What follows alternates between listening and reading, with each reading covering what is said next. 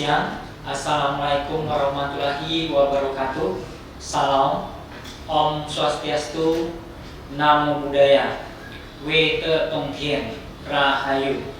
Kepada pemirsa Bubble Kemenang TV dimanapun berada, saat ini bersama saya Charlie Sendra Budi sebagai host dalam acara podcast FKUB Bubble dengan topik kenakalan remaja dan penyalahgunaan narkotika.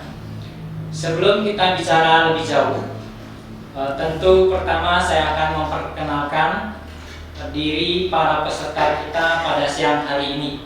Yang pertama ada Dr. Subu Wibisono MBA. Beliau saat ini tugas di Rumah Sakit Bakti Timah sebagai dokter umum ya Pak. Beliau juga sebagai ketua ITSMI. Yang kedua ada Pastor Marcelinus Gabriel, bertugas di Keuskupan Pangkal Pinang.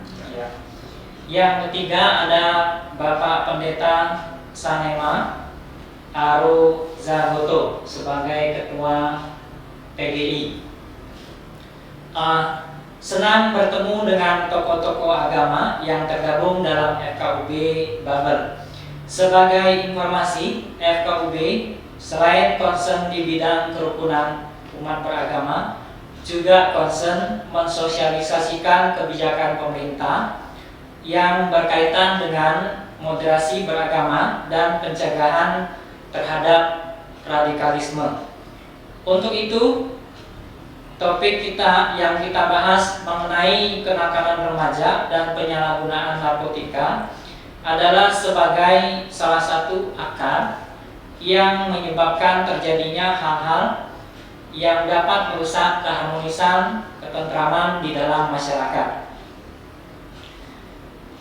Berdasarkan data yang saya baca di media online ataupun di media massa, hasil survei BNN melibatkan BRIN, Badan Riset dan Inovasi Nasional beserta universitas. Pengguna aktif narkoba di Kepulauan Bangka Belitung pada bulan Oktober tahun 2004 itu mencapai 24.000 orang lebih. Ini disampaikan ataupun dilaporkan oleh Ketua BNN sendiri, yaitu Bapak Brigjen Pol Hisar Sialagan di Pangkal Pinang. Ia juga mengatakan bahwa dari Kanwil Kemenkumham Kepulauan Bangka Belitung menunjukkan jumlah penghuni lembaga permasyarakatan ataupun lapas terkait kasus narkotika sebanyak 1.456 orang yang tersebar di lapas dan rutan di Pulau Bangka dan Belitung. Kelompok usia paling rentan untuk pertama kali menggunakan narkotika ataupun narkoba di usia 15 sampai 25 tahun dengan persentase sekitar 80%. Ia juga menambahkan bahwa hingga saat ini tanggal 31 Oktober tahun 2024 ini BNNP Kepulauan Bangka Belitung telah menangani 9 laporan khusus kasus narkotika dengan jumlah tersangka sebanyak 12 orang, dengan rincian pria sebanyak 11 orang dan wanita 1 orang. Dengan total barang bukti disita sekitar 570,88 gram sabu dan 173 butir ekstasi, dan pengungkapan kasus paling banyak terjadi di Bangka Barat dan Kota Pangkal Pinang. Dari berita yang kita baca di media ini, bahwa itu ternyata penyalahgunaan narkotika dalam hal ini kaitannya dengan kenakalan remaja ternyata itu sebesar 80% itu dilakukan oleh remaja. Ini sangat besar sekali. Nah, untuk itu kita akan menggali informasi secara mendalam dari para narasumber kita pada siang hari ini. Pertama-tama tentu kita ingin tahu terlebih dahulu kepada bapak-bapak, apa sih sebenarnya yang dimaksud dengan kenakalan remaja ini? Mungkin Bapak Dr. Subuh bisa memberikan jawaban terlebih dahulu. Terima kasih Pak Charlie. Dari versi kita melihat bahwa kenakalan remaja itu adalah setiap tindakan atau perilaku anak-anak kita, khususnya ya, anak-anak remaja yang melanggar atau norma-norma yang ada di tempat kita masing-masing, atau di daerah kita masing-masing, yang di luar ketentuan yang normal. Jadi kenakalan remaja itu memang sangat dipengaruhi oleh faktor eksternal, khususnya faktor lingkungan dari anak-anak tersebut. Ya. Baik, mungkin Romo bisa menambahkan. Baik, terima kasih Pak Charlie. Kenakalan remaja atau bahasa Inggrisnya juvenile delinquency itu perilaku menyimpang, baik itu ditinjau baik dari sisi moral, religius, psikologi, dan karena itu tidak bisa diterima. Ya. Itu definisi secara apa? Simpelnya ya. Ya. Ya. Baik, mungkin Bapak Pendeta bisa juga memberikan pengertian. Ya, terima kasih banyak Pak Charlie. Ditinjau dari sisi pemahaman atau pengertian daripada nakal remaja itu, nakal itu berarti sesuatu tindakan yang di luar kebiasaan pada umumnya, yang bersifat melanggar norma dan hal-hal yang umum terjadi di tengah-tengah lingkungan masyarakat dan khususnya di lingkungan remaja. Di dalam ini tentu ada pelanggaran moral di sana, pelanggaran etika, dan juga pelanggaran agama tentunya. Jadi seperti itu. Oh ya. Baik, jadi kalau kita mendengar pengertian yang disampaikan oleh para narasumber kita, intinya itu adalah penyimpangan, pelanggaran moral, etika, ataupun norma yang ada di dalam lingkungan ataupun di masyarakat atau di dalam agama, seperti itu. Selanjutnya, kebetulan sekali saya dari Buddhis. Kalau di dalam Buddhis itu dikenal dengan istilah Pancasila Buddhis. Artinya ada 5 sila. Sila itu sendiri artinya ajaran moralitas. Nah, salah satu silanya itu sila kelima, berbunyi seperti ini: bertekad untuk tidak mengkonsumsi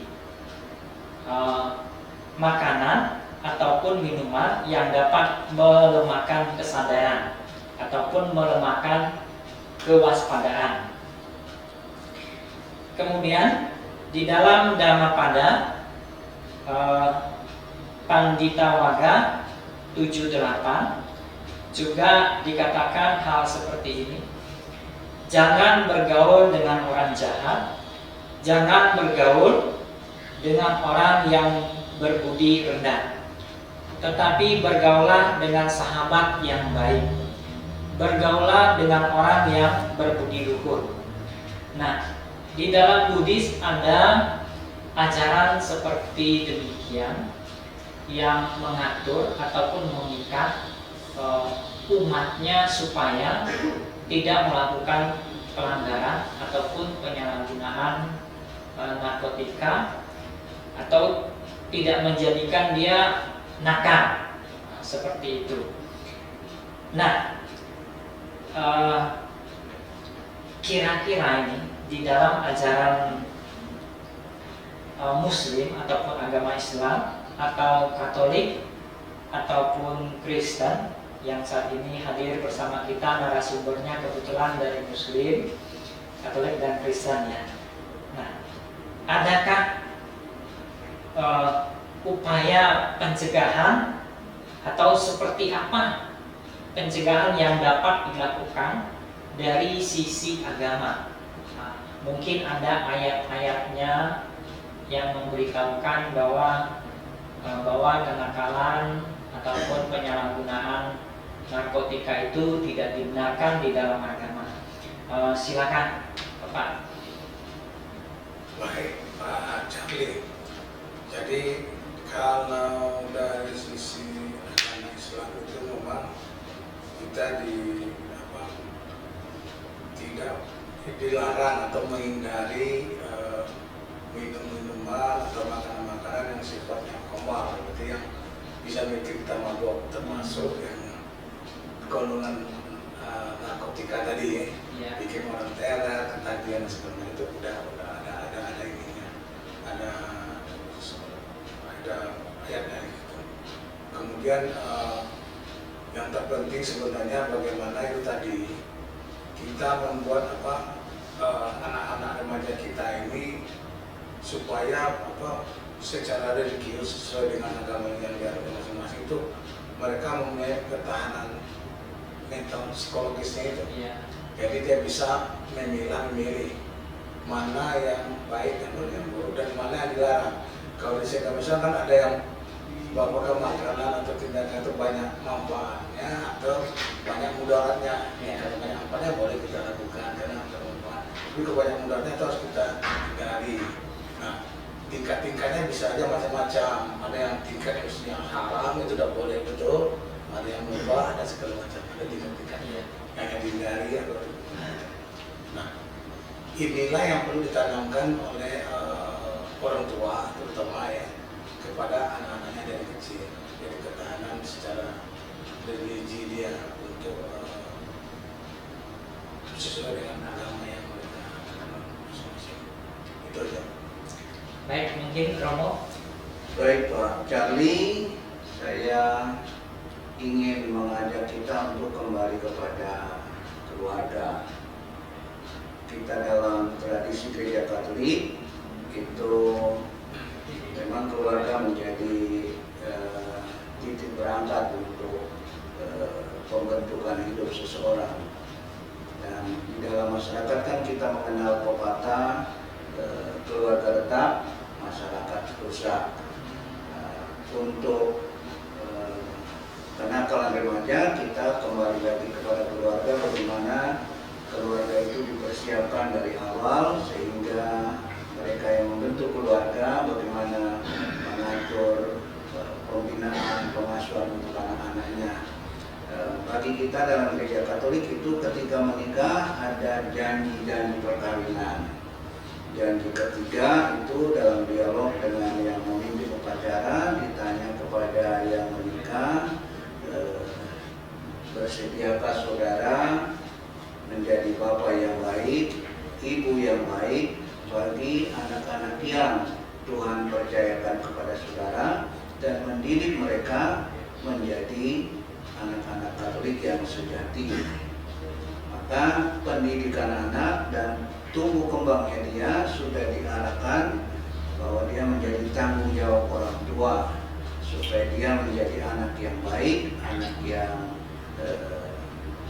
juga beriman, ikut ajaran-ajaran yang tentu dia tidak bisa ikut sendiri tapi mewarisi dari kebiasaan orang tua, bagaimana mereka setia melakukan janji pernikahannya itu, mendidiknya dengan baik, tradisi-tradisi keagamaan, hidup kemasyarakatan yang baik. Kalau mereka mewariskannya dengan baik, itu ada jaminan bahwa anak itu akan bertumbuh dengan baik dalam relasi dengan keluarga, dengan teman-teman, dan ketika tumbuh menjadi remaja bisa juga menjadi anak yang baik dalam relasi dengan sesamanya.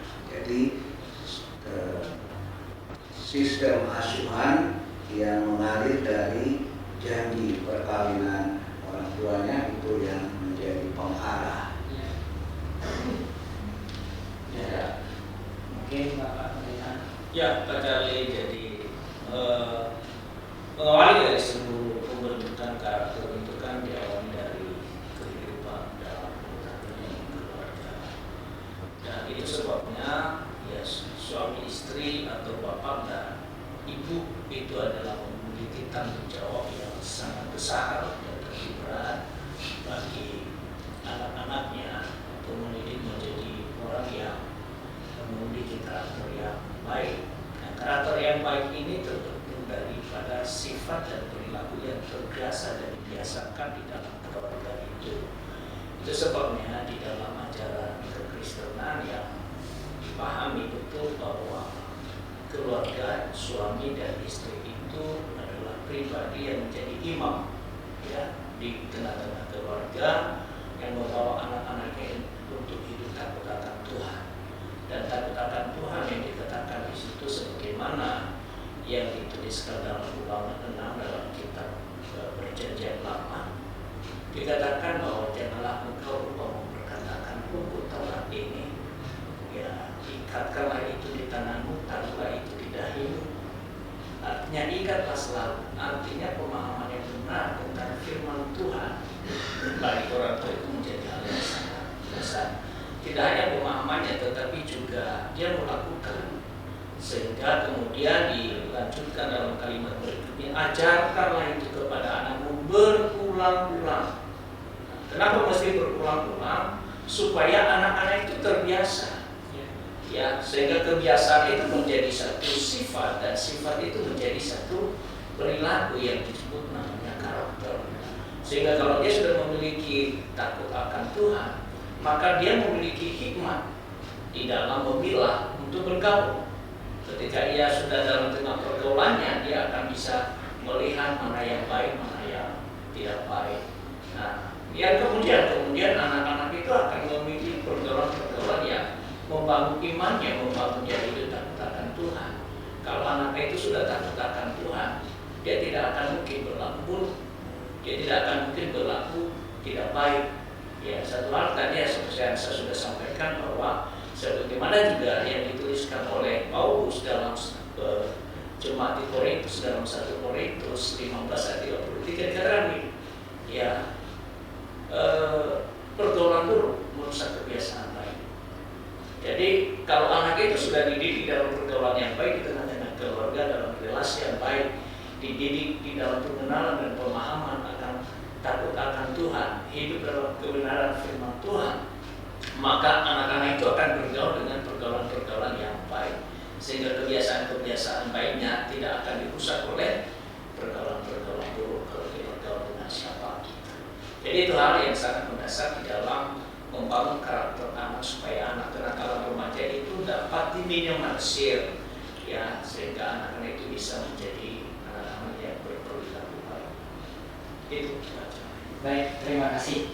Nah, Baik. saya tambahkan sedikit. Boleh Romo, tentu saja. Sekalipun dari sisi ajarannya semua yang baik, tapi kembali kepada orang tua, kepada yang membimbing anak-anak itu. Inilah tantangan yang dihadapi sekarang, terutama dari media sosial. Kadang-kadang misalnya orang tua yang bekerja, ambil gampangnya dia kasih HP kepada anaknya main HP, nggak ada yang kontrol. Muncullah konten-konten yang bisa membawa atau menjerumuskan itu ke tindakan-tindakan yang masuk dalam kenakalan remaja dan bahkan bisa lebih parah lagi. Itu tantangan. Ya, baik, terima kasih Romo. Jadi kita sudah mendengarkan penjelasan uraian yang sangat mendalam dari sisi ilmu agama, kira-kira seperti itu. Bahwa ajaran agama sudah memasang pakem-pakem untuk umatnya agar tidak melakukan pelanggaran, dalam hal ini kenakalan remaja, kemudian penyalahgunaan narkotika. Sekalipun begitu, ajaran agamanya sudah baik, tetapi masih perlu kontrol dari lingkungan keluarga, terutama ayah dan ibu, kira-kira begitu ya. Karena apa? Karena dewasa ini kita dihantui lah oleh media sosial yang sangat berlimpah, yang informasinya itu ada yang positif dan yang negatif. Baik, untuk lebih mendalam lagi, saya ingin tahu ini Romo, pendeta dan Pak Suku, kira-kira kita sebagai orang tua upaya apa yang dapat kita lakukan untuk mencegah agar anak-anak remaja kita ini tidak terjerumus kepada kenakalan dan terutama dalam hal ini narkotika. Silakan. Baik, Pak Charlie. Jadi kalau saya lihat dari sisi kita sebagai orang tua, pertama kita harus meluangkan waktu. Ya. Walaupun kita orang tua sibuk dengan pekerjaan dan segala macam, tapi berilah waktu untuk kita bisa berkomunikasi, bersosialisasi dengan anak-anak. Karena dengan adanya komunikasi yang baik ya, dengan anak-anak itu nanti apapun yang terjadi di lingkungan anak-anak kita itu dia akan bisa menyampaikan kepada orang tuanya, bisa kepada papanya atau kepada ibunya, sehingga kita juga bisa memberikan arahan bagaimana hal-hal tersebut sangat bahayanya bagaimana, mudaratnya bagaimana, kemudian sikap yang harus diambil anak kita bagaimana. Jadi kita bekali dengan ilmu wawasan yang mencegah ke arah terjadinya penyalahgunaan dari misalnya narkoba, narkotika tadi. Kemudian selanjutnya beri waktu ya, terutama dalam hal penggunaan gagak ini. Jadi tadi kita sudah Pak Romo dan Pak Pendeta sudah ngomong bahwa bagaimanapun ya penggunaan gadget oleh anak-anak kita ini harus dimonitor juga oleh orang tua, jangan terlalu dibebaskan. Jadi apa-apa konten yang mereka buka tuh sebaiknya kita ikut memonitor. Jadi kita bisa memberikan, nah ini tidak baik, ini bahayanya begini. Jadi kita memandu mereka untuk hal-hal yang tidak baik itu. Kemudian yang seterusnya yaitu adalah bekali dengan ilmu agama yang kuat sesuai dengan agama yang dianut oleh masing-masing kita orang tua. Kalau di sisi kami mungkin dia perlu dimasukkan ke pondok, misalnya namanya di pondok pesantren, untuk mereka bisa memahami ilmu agamanya lebih dalam lagi. Kalau dari kita kan paling kita hanya memberikan contoh-contoh dari kegiatan sehari-hari, tapi untuk pendalamannya ya berilah peluang waktu agar kita masuk ya, mendalami ilmu agamanya di pondok pesantren. Jadi dengan ketahanan tadi di dalam keluarga yang baik, komunikasi yang baik, anak-anak mempunyai wawasan yang luas untuk boleh mereka memilih media sosial yang sangat terbuka sekarang ini. Jadi mudah-mudahan mereka akan lebih terjaga ya, terlindungi dari hal-hal tidak baik. Baik, mungkin Romo. Baik Pak Cari, terima kasih untuk kita dalam gereja Katolik. Itu bahaya-bahaya kenakalan remaja, bahaya narkotika, bahaya terorisme dan lain-lain itu masuk dalam bagian pembinaan.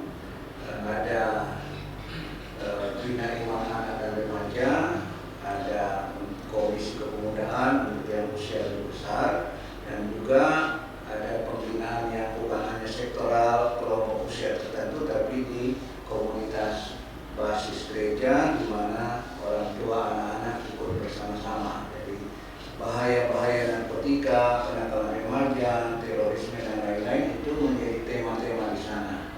Nah, selain tema khusus yang khusus anak-anak sendiri kumpul, baik anak dan remaja, baik yang sudah lebih tua, tapi juga nanti di komunitas beberapa keluarga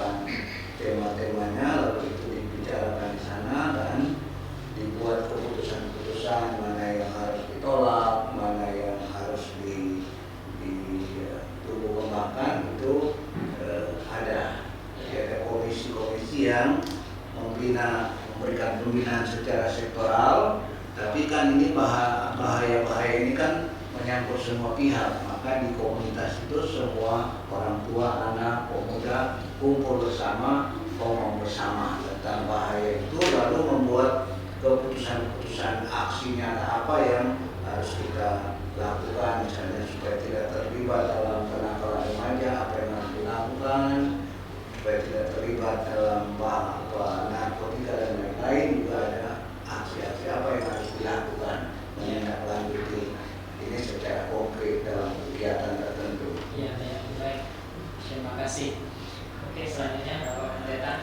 Ya, Pak Cawi, sebagaimana tadi saya katakan bahwa peran orang tua itu menjadi hal yang sangat mendasar ya di dalam perkembangan baik psikologis, mental maupun juga karakter daripada anak-anak. Dan karenanya orang tua itu mesti tahu persis perannya sebagai orang tua, bagi baik sebagai ayah, ibu, dan bagaimana peran mereka masing-masing. Seringkali itu orang tua itu berbagi tugas.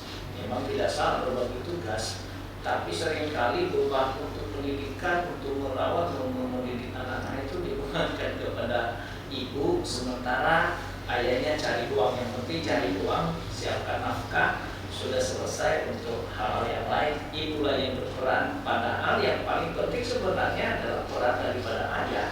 Yang boleh dikatakan bahwa dia sebagai imam yang memberikan teladan kepada anak-anak itu untuk bisa melihat perilaku daripada ayahnya, bagaimana ayahnya. Itu sebabnya ayah dalam rumah tangga itu harus memegang peran penting ya di dalam kehidupan perkembangan anak-anaknya, sehingga seorang tua ya memang ayah dan ibu ini adalah satu kesatuan yang dia bisa terpisahkan, tetapi peran atau fungsi masing-masing itu tuh harus benar-benar berperan. Yang kedua adalah tentu di dalam membangun kehidupan anak-anak itu kan itu tidak bisa satu arah saja, tetapi ada komunikasi yang terbuka di sana, relasi yang harus dibangun antara anak dan orang tua dengan anak. Jadi anak itu tidak dianggap bahwa dia nggak ngerti apa-apa, apalagi zaman sekarang dia apa yang nggak dia ngerti, dia bisa akses kemana saja gitu dengan bebas atau terbukanya informasi di dunia maya. Nah, oleh karenanya anak dengan orang tua adalah sebagai sahabat, teman akrab yang memang harus saling terbuka. Dan kemudian tentu hal-hal yang perlu diajarkan, bahaya-bahaya yang misalnya dilihat anak dalam pergaulannya itu juga ya orang tua juga memberikan peringatan hal itu. Tidak hanya sifatnya sekali lagi satu anak, tetapi menggali anak itu sendiri. Kira-kira kalau dia melakukan itu dia sudah tahu bahayanya tidak gitu. Dan kalau dia nggak tahu ya mesti orang tua yang kasih tahu gitu. Dan paling penting sebenarnya adalah keteladanan daripada orang tua itu sendiri. Itu paling penting. Karena kalau dia hanya sekedar ngomong-ngomong, ya itu ada satu patah mengatakan bahwa perilaku itu lebih besar dampaknya daripada apa yang dikatakan. Jadi itu sangat penting ya orang tua memahami peran penting di dalam perkembangan anak-anaknya, sehingga anak-anak itu bisa bertumbuh sehat di tengah-tengah keluarga, baik di dalam kehidupan tadi saya katakan dalam kehidupan moral mereka, perkembangan psikologis mereka, perkembangan etika mereka, dan tentu kehidupan mereka dalam ketaatan Tuhan. Itu sangat berperan penting adalah orang tua di tengah-tengah perkembangan. Baik, terima kasih penjelasannya sangat luar biasa sekali dari sisi kita sebagai orang tua ya. Tadi saya tarik kesimpulan ini. Yang pertama kita harus memiliki waktu ya, waktu berhubungan dengan anak kita, kemudian komunikasi, ada dukungan kepada mereka. Tadi Pak Sanema menjelaskan bahwa kita perlu sebagai teladan. Ayah itu memiliki peran yang sangat penting sebagai teladan, juga mungkin sebagai sahabat. Artinya mereka berani gitu untuk tukar pikiran, ada konselingnya. Mungkin di Romo tadi menjelaskan bahwa ada kumpulan keluarga yang saling bersatu, di mana di situ dibicarakan hal-hal yang baik, yang positif, termasuk di dalamnya ada konseling ataupun diarahkan kemana sebagai aksi nyatanya seperti itu. Baik, sangat bagus sekali ya. Artinya dengan peran orang tua yang sangat penting ini, kita yakin bahwa remaja-remaja kita harusnya tidak terjatuh, tidak melakukan pelanggaran ataupun penyalahgunaan narkotika khususnya pada saat ini. Selanjutnya Bapak Ketua FKUB dan ini Bapak Pendeta dan Romo, kita ya, apakah di dalam FKUB itu ada program khusus untuk remaja atau peran apakah yang FKUB berikan untuk remaja-remaja kita yang dari berbagai lintas agama ini? Silakan, mungkin Bapak Ketua boleh menjawab ataupun boleh nanti ditambahkan. Silakan. Baik, terima kasih Pak Tali. Secara umum dari Pak Ketua dulu ya, nanti dispesifikkan oleh Ketua Majelis Agama masing-masing. Jadi forum kerukunan umat beragama Provinsi Kulonprogo ini ada program khusus kita sekarang di tahun 2024 ini. Selama ini kalau kita lihat kerukunan umat beragama intern maupun ekstern maupun intern umat beragama cukup baik. Iya. Ya. Boleh dikatakan kita zero konflik lah yang besar ya. Dan ada kisi-kisi keruh, tapi bisa kita selesaikan dengan musyawarah mufakat di tingkat majelis agama masing-masing. Nah, sekarang kita ada program utama kita, itu program FKUB Go to School yang kita canangkan di dulu.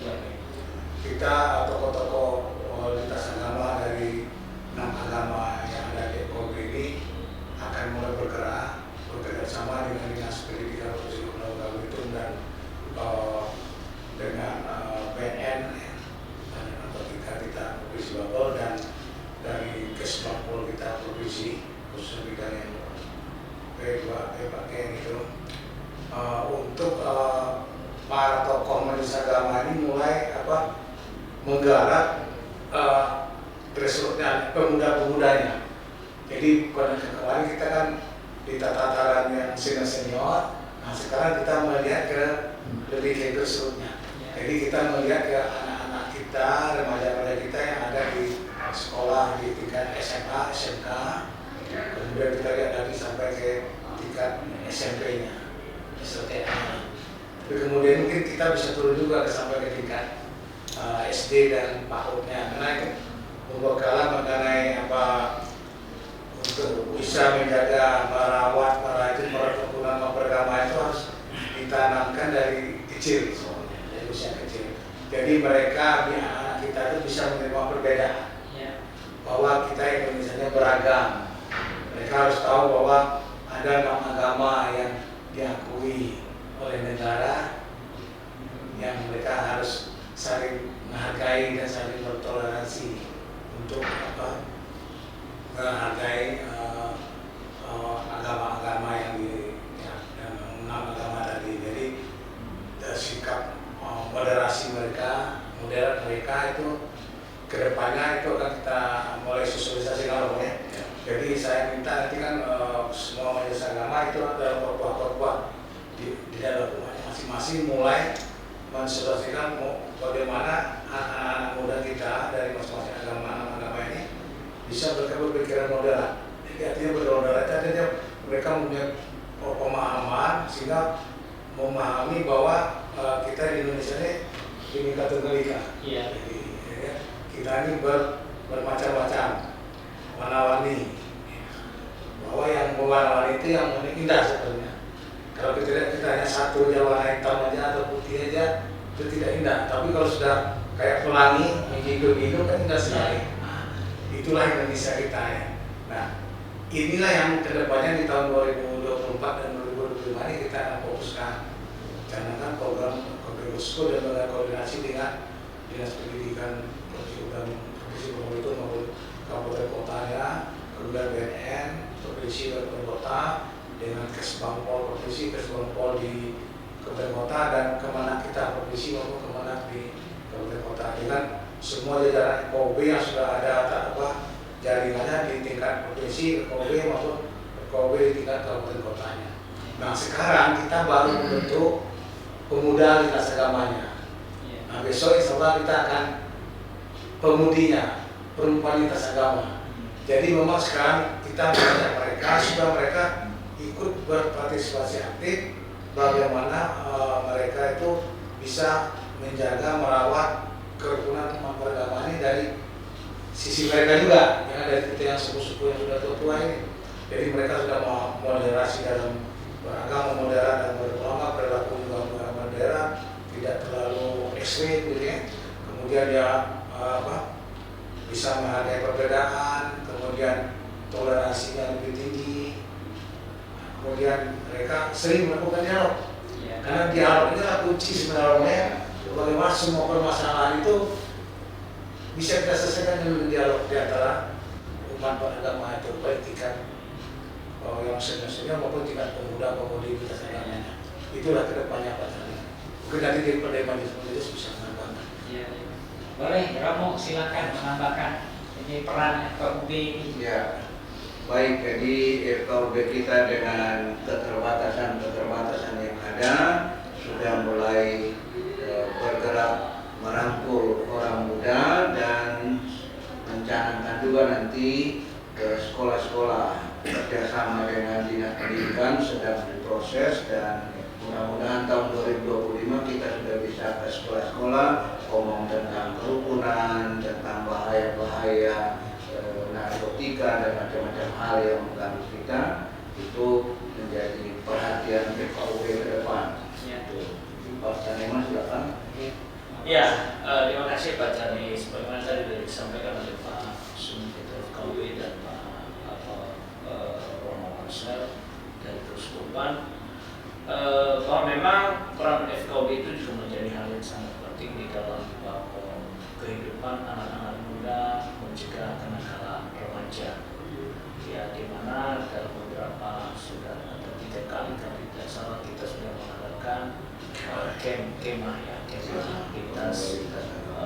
kemah pemuda lintas agama. Dan di sana tidak hanya mengajarkan bahwa toleransi itu penting memang, tapi lebih juga dari itu adalah hal yang paling perlu ditanam dalam nilai-nilai adalah bagaimana di dalam membangun relasi dengan alam, lingkungan hidup. Ya, salah satunya adalah misalnya kemarin acara kayak anak pohon gitu, bersih-bersih gitu. Itu bagian daripada kegiatan yang positif yang bisa membuat anak-anak muda itu, anak remaja itu mencintai lingkungannya. Karena salah satu hal yang paling penting dalam kehidupan kita kan, hidup ini kan bersumber daripada lingkungan hidup yang bagus, yang indah, yang hijau, yang bersih gitu. Kalau lingkungan hidup kita menjadi rusak, ya keberlangsungan hidup kan juga menjadi rusak. Oleh karenanya betapa pentingnya memang akan ke depan tentu FKUB dalam segala keterbatasan yang dimilikinya. Ya banyak keterbatasannya Pak Charlie, dananya aja sedikit sekali. Iya gitu. Padahal katanya sih tokoh agama itu penting, tapi anggarannya sedikit sekali. Anggarannya sedikit sekali itu kayak orang lagi menanti kapan akan turun. Nah itu seringkali itu terjadi. Iya, lagi di perlu disupport ya dari berbagai pihak tentunya, tidak hanya dari pemerintah, dari lembaga-lembaga non government gitu ya, dari BUMN, dari perusahaan proyek, kan mereka punya CSR ya, kalau bisa dibantulah FKUB inilah untuk hal kegiatan yang sifatnya membangun kehidupan masyarakat yang lebih toleransi, cinta lingkungan, kemudian adalah mencegah perilaku buruk khususnya dalam kenakalan remaja. Apalagi ada program tahun depan itu FKUB masuk sekolah ya, bekerjasama dengan Dinas tentunya, bagian di kota maupun di provinsi. Jadi hal ini yang memang menjadi peran FKUB di dalam menjalankan mencegahnya tentu kehidupan kenakalan remaja dan penggunaan narkotika narkoba. Tentu juga kita bekerjasama dengan lembaga BNN ya, BNND kalau tidak salah di provinsi. Ya, jadi perlu memang kita bekerja sama terus dengan berbagai pihak.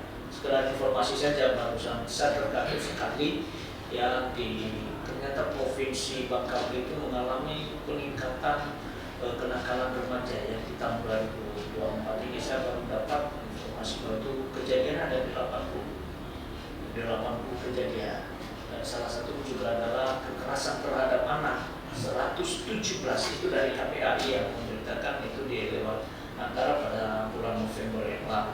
Jadi sangat memprihatinkan sekali, sehingga ini peran-peran dari berbagai tokoh agama, FKUP dan lembaga keagamaan lainnya, baik di Muslim, di Katolik, di Hindu, di Buddha, Kristen dan Konfusius, itu sangat penting.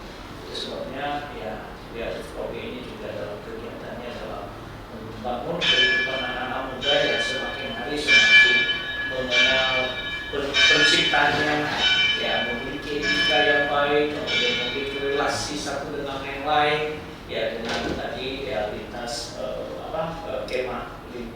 kemah pemuda, lintas agama dan beberapa kegiatan lain itu menjadi bagian untuk mencegah kenakalan remaja. Gitu. Ya, baik. Pemirsa Bubble Kemenang TV dimanapun berada, tadi kita sudah mendengarkan bahwa ternyata peran FKUB untuk remaja ataupun pemuda itu sangat luar biasa.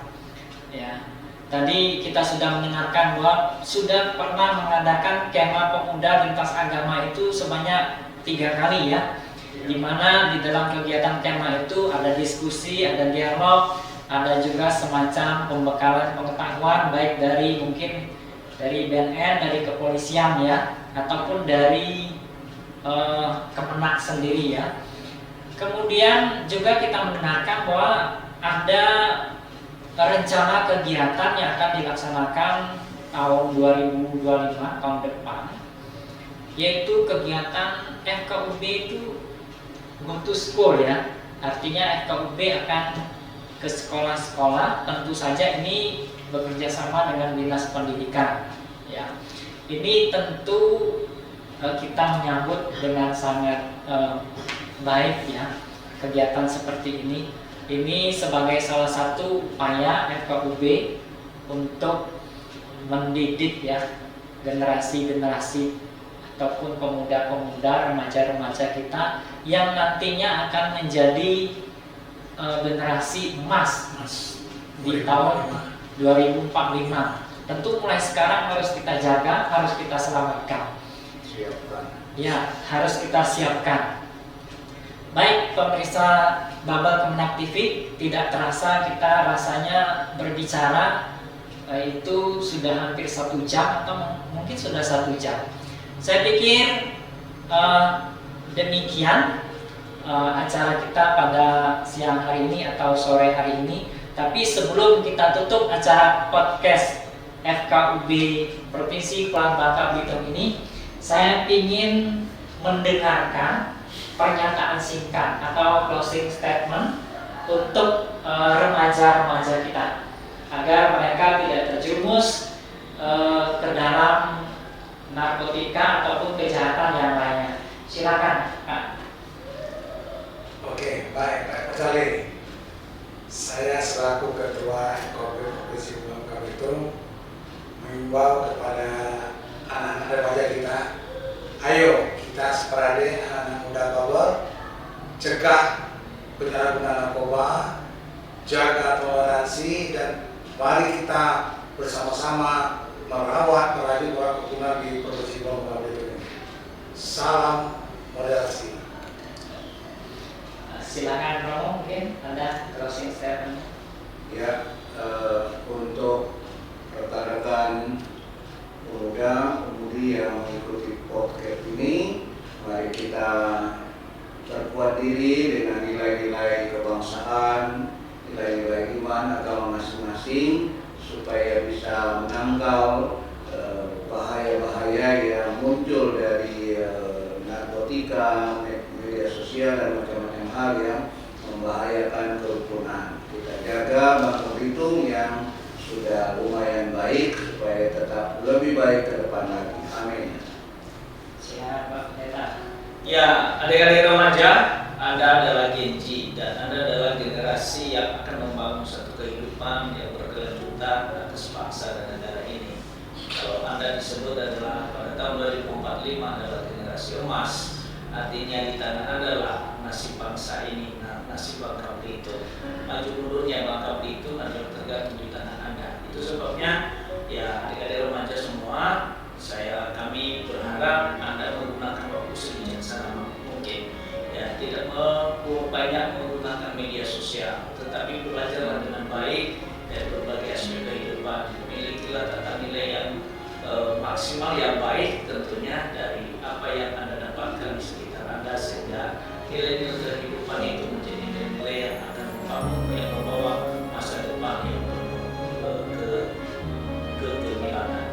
Sebabnya anak remaja yang kami kasih, yang kami cintai, mari jaga kehidupan yang baik, ya bergaulah kepada pergaulan yang baik, dan jangan menggunakan hal-hal yang sifatnya menghalangi masa depan seperti narkoba, kemudian kenakalan yang lain. Ya, belajar sungguh-sungguh dan teladanilah kehidupan yang baik, sehingga masa depanmu adalah masa depan yang baik. Demikian. Baik, terima kasih. Demikianlah pemirsa Babel Kemenak TV dimanapun berada, acara podcast FKUB Provinsi Kepulauan Bangka Belitung kami akhiri sampai di sini. Sekian dan terima kasih.